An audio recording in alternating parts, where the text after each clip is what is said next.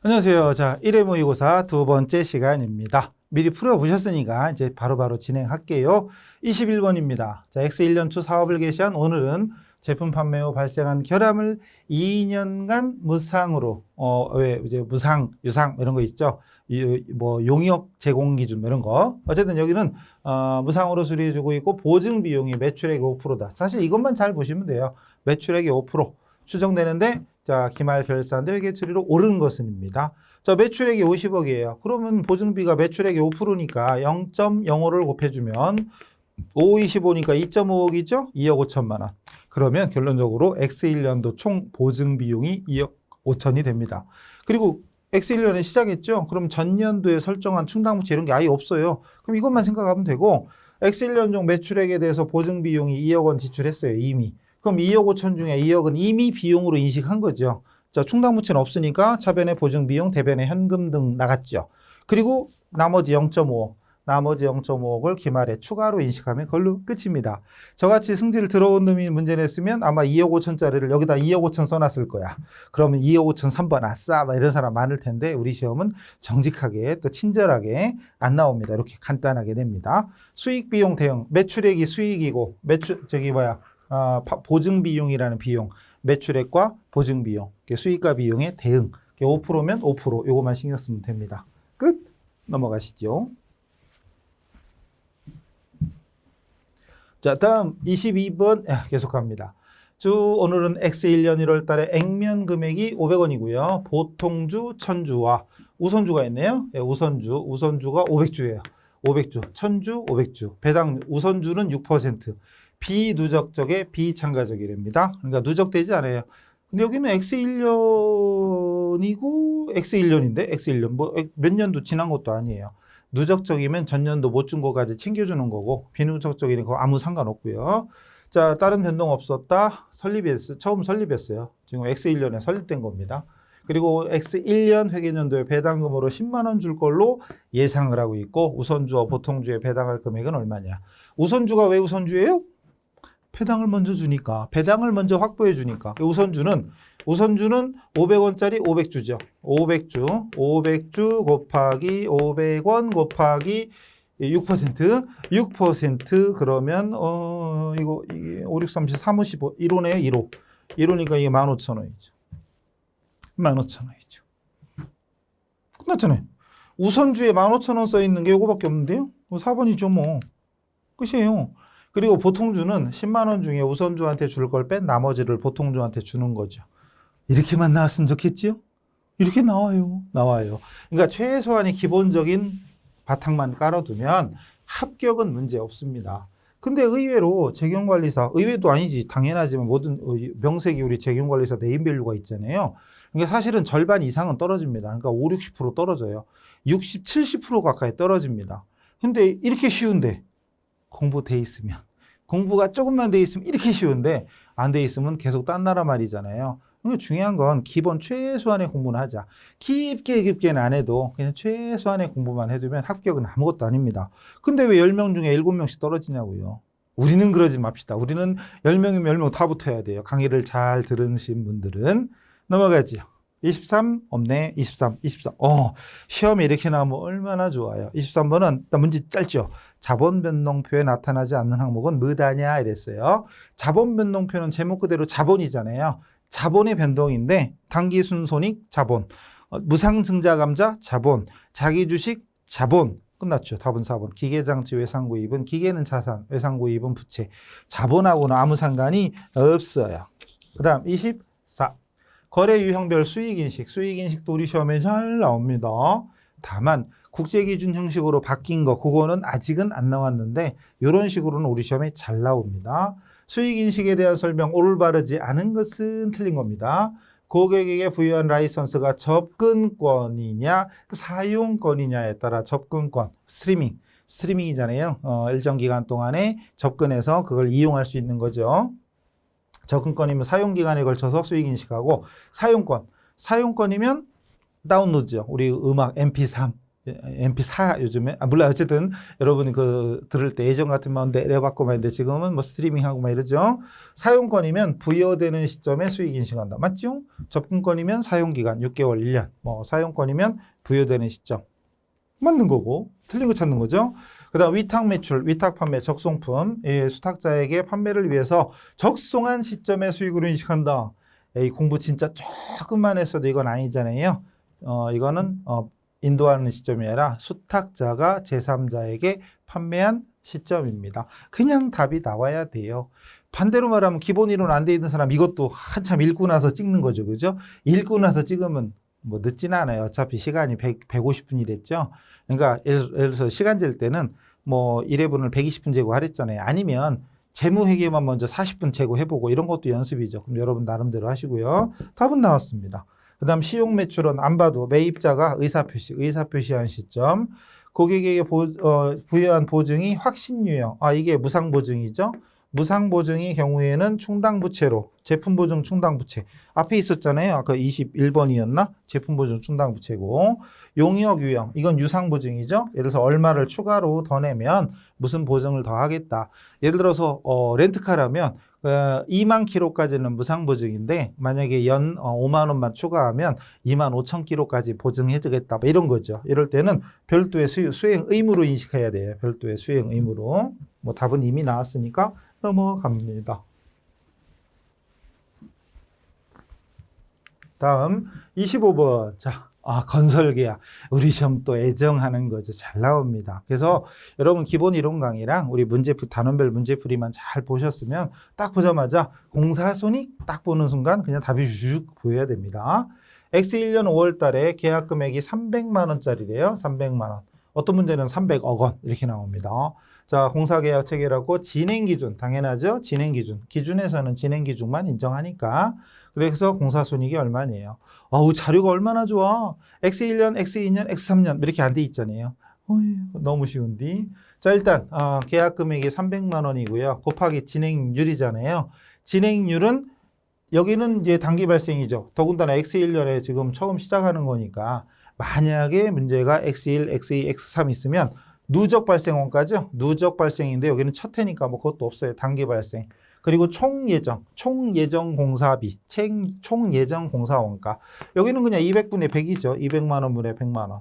그럼 계산할 것도 없이 진행률은 50%고요. 그러면은 150만 원이 공사 수익입니다.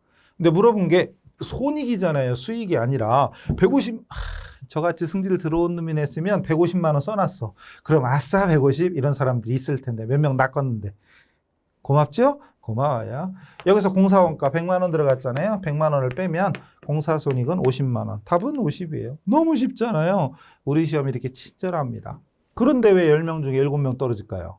그니까요. 기본 최소한은 하자. 제가 어디 가서 욕은 안 먹고 살자. 좀 덜 먹고 살자. 칭찬은 못 받아도 욕을 덜 먹고 살자. 그러니까 공부가 그래야 돼요. 잘하면 더 좋지만 그건 아니어도 최소한의 공부는 하자. 그럼 우리 재경은 합격하고도 남아요. 근데 기본도 안 하려고 하면 그건 도둑놈 심부지요. 네, 넘어갑니다. 그다음 몇 번이지? 어디 갔대? 26번. 26번 없죠. 그건 T 계정이다 보니까 계정 하는 것이 PPT로 하기는 좀 거시기 해요. 그래서 일단 안 넣었어요. 자, 보세요. 26번 학정급여 채무 중요합니다. 우리 시험 잘 나옵니다. 자, 학정급여제도 시행하고 있는데 학정급여 채무와 사회적립자산의 변동 내역이 다음과 같을 때 X1년 비용, 단기 손익, 단기 비용 또는 단기 손익 다 같습니다. 단기 손익으로 인식할 금액 얼마냐, 단기 비용으로 인식할 금액이 얼마냐 이렇게 나옵니다. 그럼 학정급여 채무가 있고 비용으로 인식할 금액, 그리고 확정급여 채무니까 부채니까 대변 먼저 보시면 대변에 1월 1일 기초가 있죠. 그리고 단기 근무원가가 있고 단기 근무원가, 그리고 여기는 없지만 과거 근무원가도 있으면 그냥 해당 포함됩니다. 그리고 이자원가 써 있죠. 이자원가 써 있어요. 요거. 그래서 이자원가까지 있으면 10,000원하고 2,000원 과거 근무원가는 없으니까 이것이 전부 다 단기 손익에 영향을 미치는 것이고, 그리고 사회적립자산. 사회적립자산에 보면은 차변 쪽에 기초가 있고요. 새로 추가된 적립액이 6,000원 있고 그 밑에 기대수익 있죠.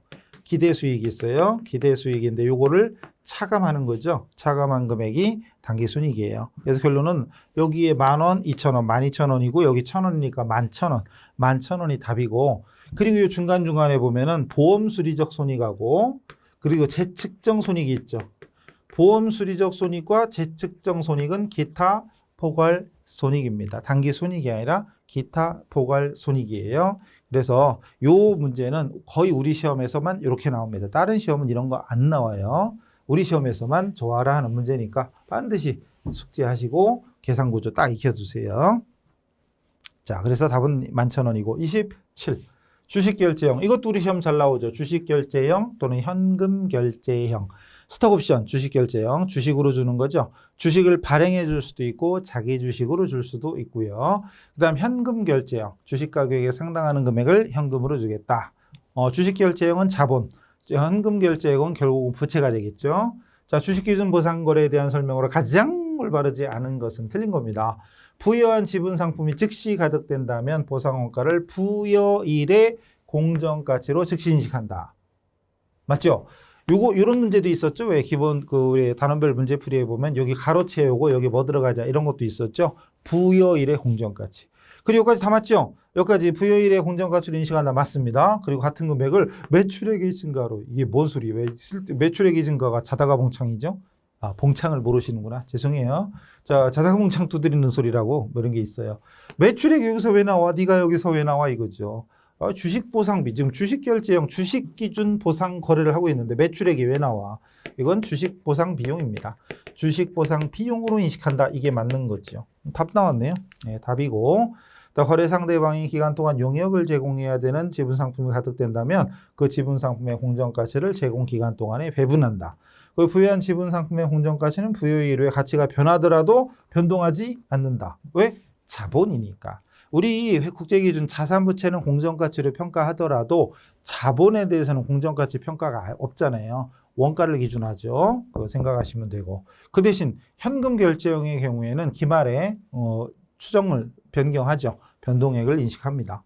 그리고 주식 신주 발행 없이 자기 주식으로 교부할 수도 있습니다. 이 부분은 우리 재경 강의 안 들으신 분은 이게 참 어려운 얘기 같아요. 그래서 대부분 어떤 분들은 항상 저 기출문제지만 사면 안 돼요. 뭐 안 되는 게 어딨어. 마음대로 다 되죠. 근데 이론 강의 자꾸 안 듣고 하려니까 그래서 재경관리사에서만 주로 나오는 내용들이 많거든요. 이론 강의 들었던 분들한테는 아무것도 아닌 것 같을 수도 있지만 이론 강의 안 들으신 분은 이게 뭐지? 뭐 이런 사람 많아요. 어쨌거나 공부한 양에 따라 다르겠으나 기본 강의를 먼저 듣는 게 순리다. 자, 28번 갑니다. 자, 우리 시험 이거 이연법위세 잘 나옵니다. 우리 시험은 이론 문제 반, 계산 문제 반. 어쨌든 이론으로 나올지 지금처럼 계산으로 나올지는 모르겠으나 이연법위세도 단골이에요. X1년에 사업을 시작했고요. 당기 순이익이 200만 원이고 세무조정 내역이 가산할 일시적 차이. 가산할 일시적 차이는 이연법인세 자산이다 부채다. 이연법인세 부채죠. 가부 차자 기억 남니껴 가산할 일시적 차이는 이연법인세 부채입니다. 가부 차자 차감할 일시적 차이는 자산이죠. 미래의 과세소득이 가산 증가되니까 소득이 증가되면 세금을 많이 내야 되죠. 더 내야 되니까 부채입니다. 그리고 100만 원이다. 그리고 100만 원인데 이 소멸되는 시기의 세율이 다음과 같다. 세율이 3개입니다. 어떤 문제는 소멸되는 시기가 2년 후 그리고 세율이 하나만 나옵니다. 뭐 30% 이렇게 하나만 나와. 그럼 그냥 100만 원에 30% 끝 이렇게 되는 거죠. 일단 참 부채였으니까 답은 부채가 3, 4번 중에 하나잖아요. 이 와중에 1, 2번 찍은 사람 귀민머리 3개를 뽑아요. 부채 해야 돼요, 부채. 그럼 3, 4번 중에 하나가 답이고요. 어쨌거나 만약에 세율이 하나였으면 그냥 100만 원 일시적 차이에다가 세율 곱하면 땡. 근데 여기는 귀찮게 여러분들은 3번, 20만 원, 30만 원, 50만 원 합쳐서 100이잖아요. 세율이 달라 3번 계산하라는 얘기예요. 2는 4, 4만 원, 3, 3, 9, 9만 원, 5, 4, 20, 20만 원 다 더하면 33, 15는 아니잖아요. 답은 4번이죠? 답은 쉬워요. 그러니까 기본적인 이연법인세 내용이 뭐냐? 그리고 소멸되는 시기에 세율을 적용한다. 일시적 차이만 해당된다. 그리고 여기는 없지만 필요 없지만 현재 가치를 반영하지 않습니다. 이연법인세는 현재 가치 안 따져요. 중요하지요. 29 없네. 29번. 간단하다. 29번 보세요. 다음 중 재무상태표와 포괄손익계산서에 모두에 영향을 미치는 거래가 뭐다냐 그랬는데 1. 감가상각비 과소. 답 나왔네. 감가상각하면 차변의 감가상각비, 대변의 감가상각 두 개. 즉 비용 발생과 자산 감소잖아요. 비용과 자산의 변동이니까 포괄손익계산서와 재무상태에 모두 영향을 미칩니다. 답이죠. 2번 사채 유동성 대체 부채. 3번 매입 채무 미지급금 부채. 통신비를 교통비로 비용. 이건 뭐 한쪽에만 영향을 미칩니다. 30번. 또 여기 없죠? 30번. 그래서 30번이 유통 보통 주식수 변동 내역이다. 주당이익 EPS 구하는 거. 그중에 가중평균 유통 보통 주식수. 가중평균 유통 보통 주식수. 말로 해보지 않으면 입에 안 붙어요. 그러니까 나중에 그냥 눈으로 보고 그냥 귀로 듣고 이거 하고 실제 가서 무슨 일이 있어도 뭐 얘기를 해야 될 때하고 분명히 다르다는 거죠. 자꾸 읽어보라고 말씀을 드리는 거죠. 가중평균 유통 보통 주식수 해야 돼요. 자, 자료 보니까 액면은 1,000원이고요. 그리고 뭐 어쩌고저쩌고 나와 있고 밑에 보니까 오늘의 X1년 가중평균 유통 보통 주식수는 얼마냐. 그리고 편의상 월할 계산이라 월별로 할당이라 이거죠. 그래서 그거를 날짜별로 한번 쭉 분석해 보면 1월 1일 날 기초에 6만 주가 있었다고 돼 있고요. 그리고 5월 1일 날 유상증자래. 뭐 그림 다 그려드려요. 5월 1일 날 유상증자인데 27,000주래.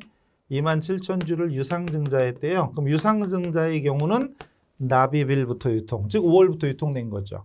만약에 무상증자였으면 기초부터 유통된 걸로 가정하지요.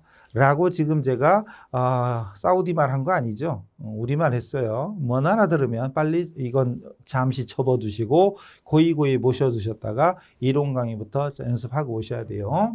그 다음에 또 9월 1일 날 자기 주식을 구입했대요. 9월 1일 날 자기 주식을 12,000주 구입했는데 친절하게 괄호까지 쳐 있어. 괄호란 얘기는 마이너스라는 거잖아요. 이 마이너스 안 쳐 있어도 우리는 자기 주식은 마이너스다. 이게 나와야죠. 자기 주식 구입은 마이너스, 처분은 플러스입니다. 그리고 기말이네. 기말은 뭐 여기다 이거에다 더하고 빼고 해서 75,000주라는 얘기인데 뭐 이건 뭐 계산해 낼 필요 없죠. 이건 답은 아니니까 어차피. 그리고 5월 1일 날 유상증자할 때 시가로 유상증자하였다라고 돼 있죠. 이게 시가로 유상증자하는 거랑 시가 이하로 하는 거랑은 천지 차이야 또. 시가 이하로 하면 굉장히 복잡해져요. 모르는 게 약이에요. 넘어가요. 그냥 이대로. 결론은 그건 신경 쓰지 마시고 이대로 하면 돼요.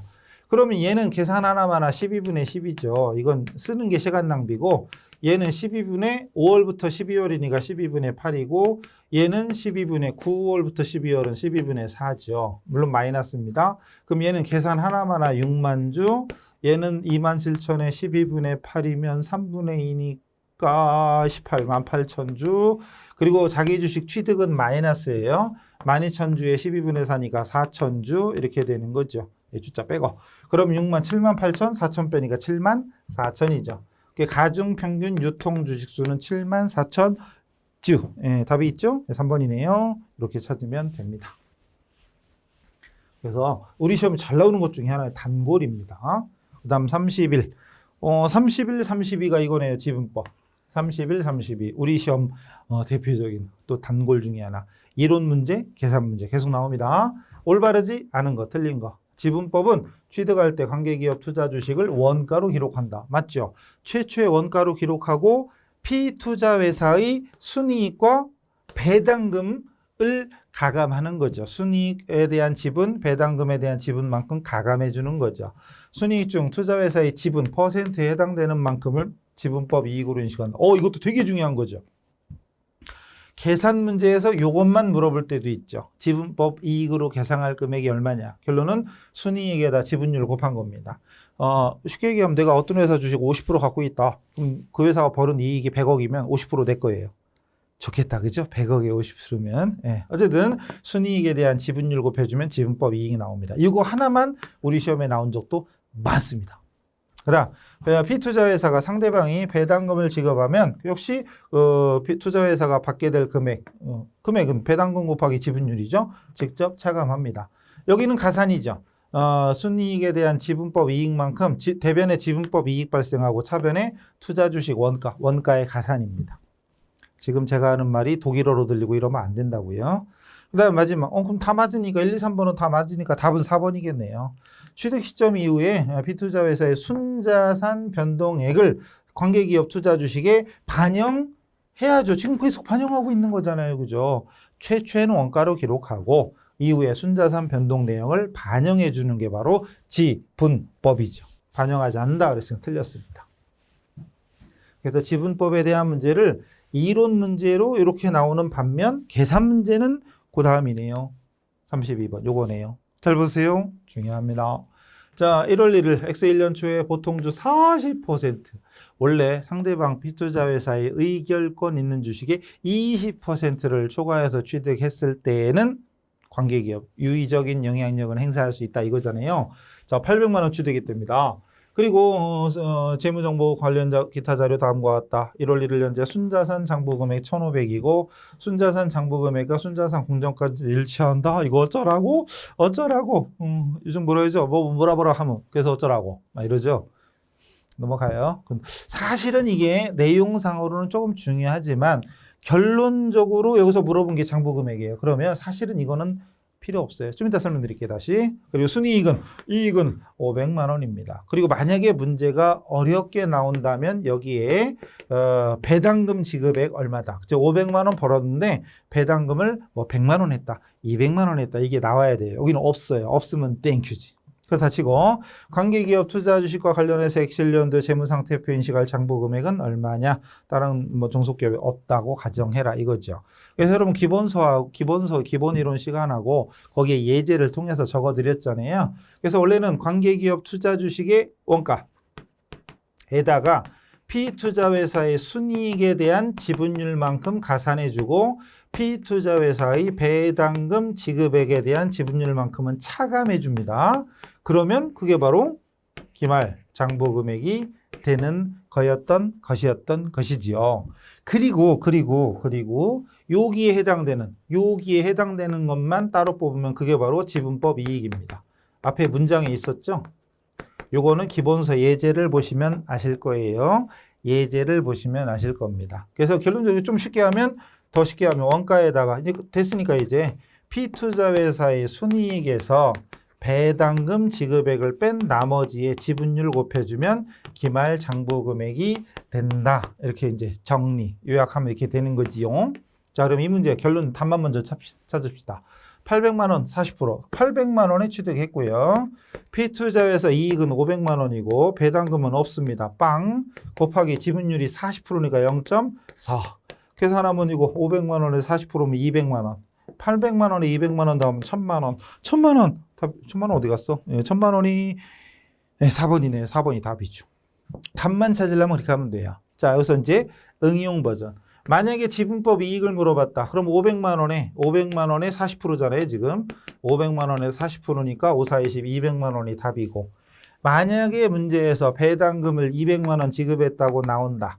그럼 배당금을 200을 빼야 되는 거죠. 그럼 300에 40%면 120. 그럼 800에 120 더하면 920만 원이죠. 이것도 나올 수 있어요. 근데 아직까지는 우리 시험은 고맙게도 배당금도 안 납니다.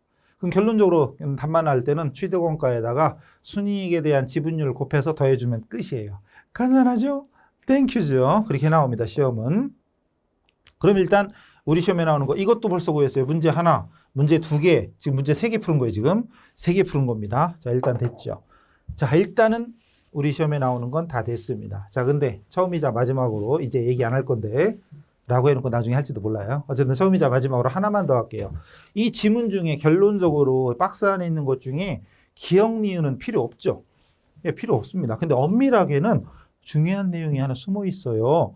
피투자회사의 순자산이 자본이잖아요. 1,500이야. 근데 그 회사 순자산 1,500만 원짜리 회사를 공정가치랑 동일하대요. 어쨌든 1,500만 원짜리 회사를 내가 지금 주식을 샀는데 40% 샀잖아요. 그럼 1,500에 40%면 600만 원이네. 600만 원짜리를 지금 800만 원 주고 취득했잖아요. 그럼 800만 원에 구입했으니까 결론은 200만 원 더 비싸게 산 거란 말이에요. 200만 원 비싸게 산 게 결론적으로 영업권에 해당되는 금액입니다. 영업권에 해당되는 금액이 있지만 결론적으로 그 관계기업 투자주식 장부금액 구할 때는 필요가 없어요.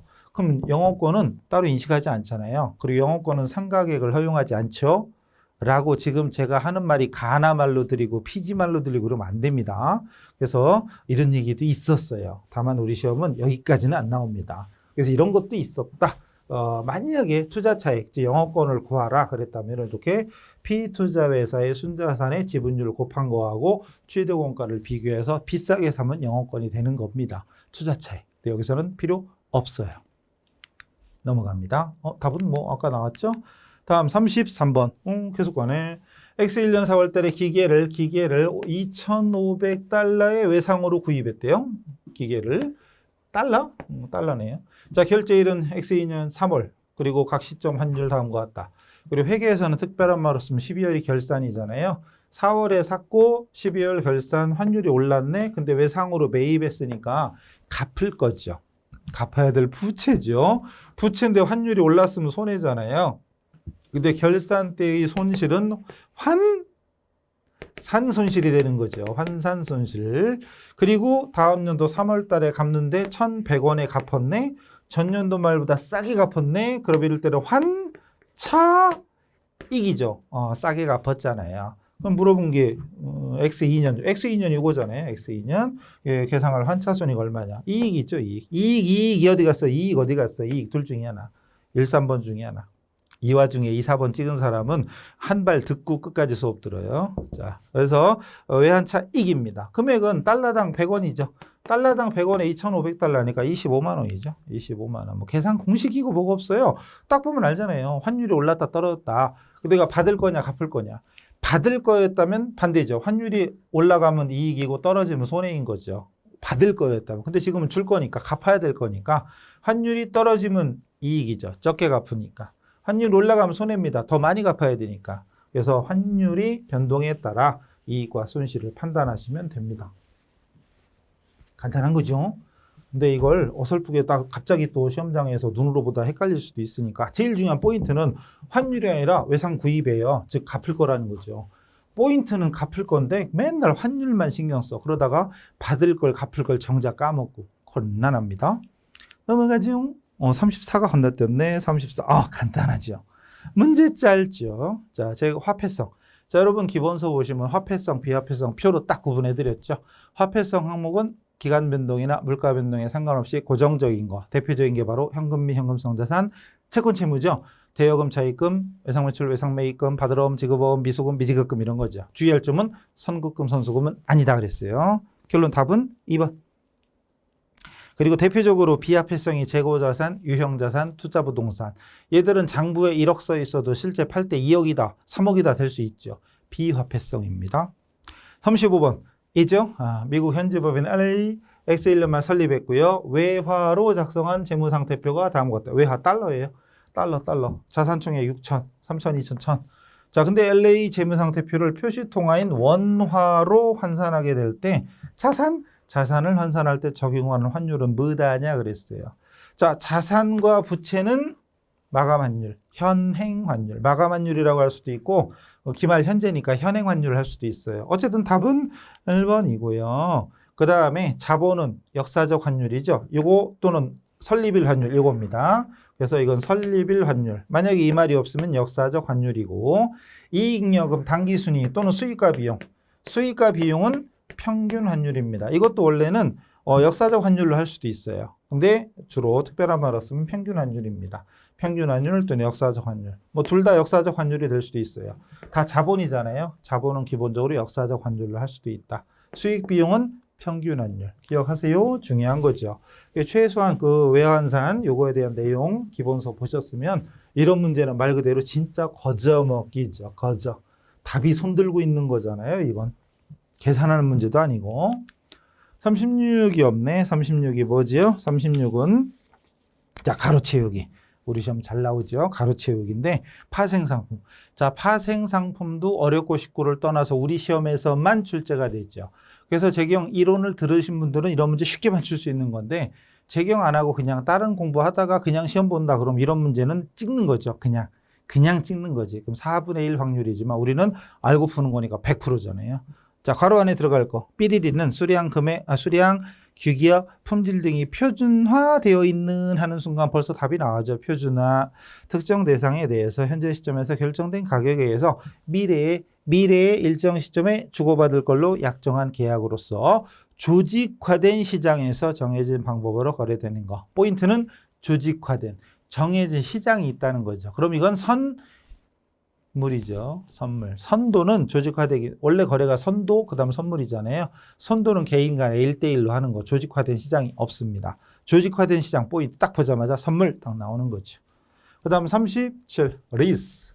우리 시험에 리스 계속 나오죠? 리스 계속 나옵니다. 올바르지 않은 거 틀린 거예요. 자, 왜 리스는 금융리스, 운용리스가 있죠. 물론 이제 리스 기준이 바뀌어서 리스 이용자의 경우에 금융리스, 운용리스 구분 없이 똑같습니다. 라고 지금 제가 하고 있는데 이게 영국말로 들리고 아니면 아프리카 말로 들리고 이러면 안 됩니다. 그래서 어쨌든 그리고 중요한 것 중에 하나가 소액자산은 제외입니다. 소액자산은 금융리스, 운용리스 있죠. 자, 그 다음에 금융리스로 판단하는 기준 이런 거죠. 금융리스 판단하는 기준. 그 중에 자, 리스 기간 종료 시점까지 자산의 소유권이 이용자에게 이전되는 경우 소유권 이전. 계속 왜 저기 기본서 하다가 특공대 뭐 있었죠? 특공대 뭐 기억나요? 특공대 내상엔 소염제 뭐 이런 게 있었죠. 내상 입었는데 소염제를 그런 게 있어요 그냥. 자, 이게 여기죠. 소유권 이전. 특공대 또 뭐 있죠? 내상엔 소염제 할 때 소유권 이전. 그 다음에 리스 약정일인데 리스로의 현재 가치가 적어도 리스 자산 공정 가치의 대부분 공대. 특공대 할 때 공대. 특은 특수용도죠. 범용성 없는, 즉 특수용도, 공대, 공정가치의 대부분. 그리고 또 뭐 있었죠? 내용연수의, 지금 이게 공정가치 대부분이고 내용연수의 상당 부분, 내상. 특공대 내상 할 때 내상은 내용연수의 상당 부분은 없어요. 그죠? 없고. 그리고 소염할 때 소유권이죠. 염은 염가, 매수, 선택권이 있을 때 이거죠. 그래서 지금 제가 하는 말이 딴 나라 말로 들리면 안 된다는 점. 뭐 금융리스 분류 조건에 있습니다. 또 금융리스 이용자는 약정일에 측정된 리스로의 현재 가치를 리스 기간 개시일의 사용권 자산과 금융리스 부채로 각각 자산 부채로 인식을 해야 됩니다. 그래서 예전에는 그 리스 이용자의 경우에 금융리스, 운용리스 구분했지만 지금은 없어요. 똑같아요. 그냥 무조건 사용권 자산과 금융리스 부채로 인식하는 거죠. 단 소액 자산을 제외하고 뭐 다 맞으니까 답은 4번이겠네요. 4번. 리스 이용자 입장에서 무보증 잔존 가치는 지급 의무 없습니다. 맞죠? 여기까지는? 맞죠? 근데 리스율에 포함된다. 이게 아니죠. 지급하지 않는다면서요. 지급하지 않는 거니까 리스율에 포함이 안 됩니다. 무보증 잔존 가치.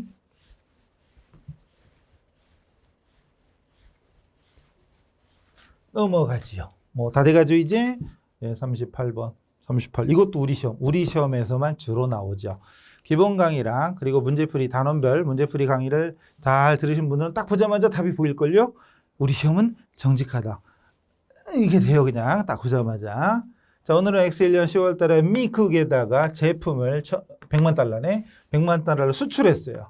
그리고 수출 대금을 5개월 후에 받기로 했답니다. 보통 수출 같은 거 무역 거래는 외상 거래 뭐 90일짜리. 이건 뭐 90일도 더 되네. 5개월이면 어쨌든 5개월 후에. 근데 오늘의 대표이사가 문제 읽는 순간 벌써 답이 보이죠? 그죠? 답이 손들고 있어요. 잘 찍으면 돼요. 어쨌든 환율 변동에 따른 수출 대금의 감소를 우려하고 있대요. 그러니까 5개월 후에 받으니까 환율이 떨어질 것 같은 거지. 그럼 어떡하지? 팔아버려 그럼. 받기 전에 그 돈을 얼마에 팔아버리기로 약정을 하는 거죠. 뭐 더 읽을 거나 없이 똑같잖아요. 대표이사에게 환위험을 회피하기 위해서 어떤 조언을 할 거냐. 근데 답은 이미 나왔죠. 그러니까 수출 대금을 5개월 후에 받는데 값이 떨어질 걸 걱정하니까 떨어지기 전에 팔으면 되죠. 미리 약정한 가격으로 팔기로 하는 거죠. 매도 거래. 뭐를? 돈을. 통화가 돈이잖아요. 그리고 미래에 주고받을 거니까 미래에 얼마에 팔기로 하는 거니까 선도 거래죠. 통화, 선도, 매도 계약을 체결하도록 권유한다. 이게 답이죠. 나머지는 읽을 것도 없어요. 지금 5개월 후에 받을 돈, 통화에 대한 가치 하락을 피하기 위해서 통화, 선도, 매도 계약을 체결하는 것을 권유한다. 이런 거. 정해져 있죠? 39. 이것도 엄청 중요하죠. 39도 겁나 중요한 거죠. 우리 시험에 현금 흐름표도 매 시험 거의 2개씩은 꼬박꼬박 나옵니다. 자, 매입 관련 자료입니다. 어떤 문제는 매출 자료. 매출 자료. 지금은 매입 자료. 매출 자료, 매입 자료. 그리고 재고 자산 계정도 나오고 하지요. 재무 상태표 12월 12월이야. 보통은 1월 12월인데 여기 연도가 다르죠. X 0년이고 X 1년이면 얘가 기초고 얘가 기말이죠. 근데 간혹 가다가 기초 기말 앞뒤가 바뀌죠. 기초를 뒤에다 쓰고 기말을 앞에다 써. 그럼 순간적으로 마음이 급한 사람은 헷갈리죠. 사실은 시간은 넉넉하다고 그랬죠. 여러분이 시간 제고 풀어보랬잖아요. 1강 때 말씀드렸죠. 그래서 원래는 그 기초 이제 이 모의고사를 시간제에서 120분, 원래는 150분이지만 한 120분 정도 재고 풀다 보면 120분도 남을 거예요. 시험 보러 가면 자는 사람 많다니까요. 저만 자다 온 게 아니라 자는 사람 많아요. 근데 일찍 자는 사람은 둘 중에 하나죠. 이게 뭐요? 이러고 그냥 자는 사람이 있어요. 못 나가니까, 나가지 말라니까 그냥 자는 사람이 있고, 그 다음에 다 풀고 일찍 자는 사람이 있고. 근데 가보세요. 자는 사람 많다니까요. 제 책 가지고 가서 또 베개로 쓰고 침 흘리고 오지 마시고, 어쨌든 시간은 남으니까 걱정 마시고, 그 대신 연습은 하셔야죠. 무조건 시간 남는 게 아니라. 어쨌든 너무 걱정하지 마시고 기본 이론 그 풀이 방식 자꾸 익혀주시면 됩니다. 기초 기말이고요. 매입 채무, 외상 매입금 500, 1000, 그리고 재고자산 외상 매입이 1억, 1억. 9자리 딱 보자마자 억 단위 읽어야 돼요. 1억 200이래요. 그리고 X1년 중에 매입처에 지급한 현금, 지급한 현금이 얼마래요? 이럴 때 머릿속에 T계정 구조가 들어가 있다면 눈으로 보면서 얼마구나 답이 딱 나오죠. 이게 나와야 돼요. 안 나와요? 그럼 더 해야 되는데. 자, 외상매입금 계정 생각했을 때 부채잖아요. 그래서 기초가 대변이고 기말은 차변이고, 외상매입금의 증가 대변이죠. 즉 외상매입 대변이고, 지금 제가 이거 쓰는 것만도 지금 딴 나라 말로 들린다. 그러면 빨리 조용히 모의고사 덮어요. 덮고 기본서랑 문제풀이를 먼저 하시고 오세요. 자, 그리고 차변에 지급액인데 여기서 묻는 게 바로 이거죠. 지급액. 지급한 현금이 얼마냐니까. 그러니까 계정구조에 집어넣으면 진짜 이거 문제도 아닙니다. 문제는 문제인가? 너무 쉬운 거죠. 너무. 근데 사실 난이도로 따지면 이거 결코 쉬운 건 아니에요.